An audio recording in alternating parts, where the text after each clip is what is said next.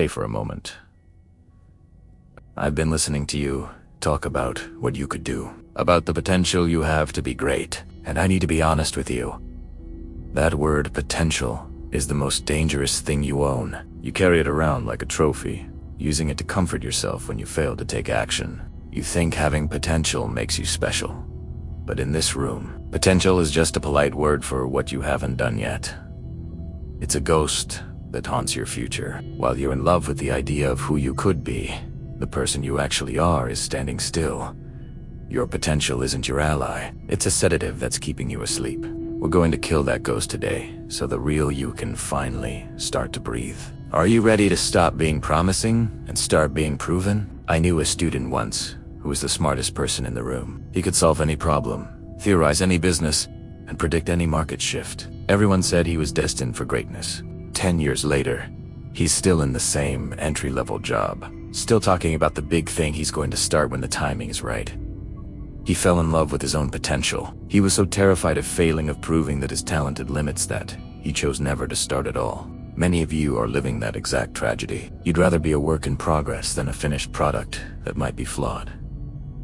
You use your talent as an excuse to skip the boring basics. You think you're too good for the grind, so you wait for an elevator that doesn't exist. You are trapped in the seduction of maybe. What is the price of this delay? It's the slow, agonizing death of your self-respect. Every year you rely on your potential is a year you fall behind the person who has zero talent but 100% discipline. While you're waiting to find yourself, they are building themselves. Eventually, that golden potential turns into a lead weight of regret. You'll be 40 years old, still telling people what you could have been, and the only thing they'll feel for you is pity. Potential has an expiration date. If you don't convert it into skill, it turns into bitterness. Are you comfortable being a could have been? The world is full of talented failures. Don't let your name be added to the list. The mentor's solution is radical. You must murder your ego. We are going to create an ego death list. Write down the top 3 things you think you are too good for, but know you need to do. Maybe it's cold calling. Maybe it's the basic math of your business. Maybe it's the entry-level habit of waking up at 5 a.m. Stoicism teaches us to be contemptuous of the dream. Stop identifying as a high-potential genius and start identifying as a humble beginner. A beginner has no reputation to protect.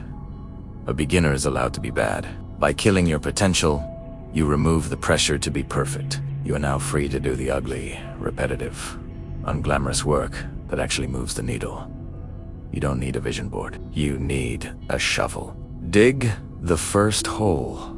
The moment you start doing the dirty work, you will feel a sharp drop in your status.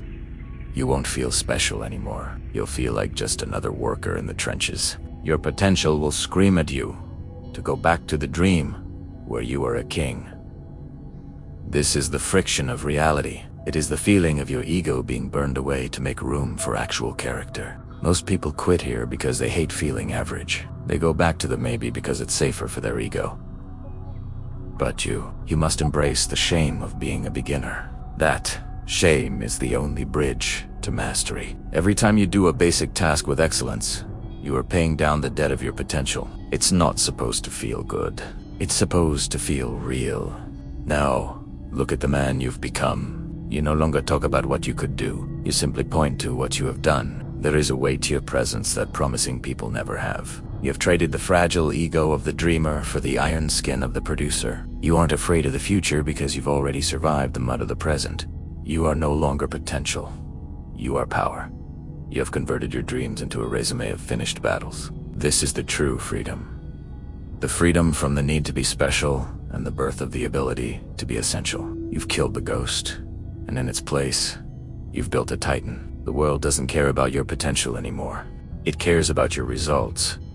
And you have plenty of them. I know it was a hard pill to swallow. Letting go of the special label is like losing a limb. But look at your hands. They are finally dirty. And dirty hands are the sign of a living soul. I want you to make a pact with me today. Stop being a work in progress. I want you to go to the comments and type the word executed. Be typing it. You are burying your potential and promising to live in reality. Go to your ego death list.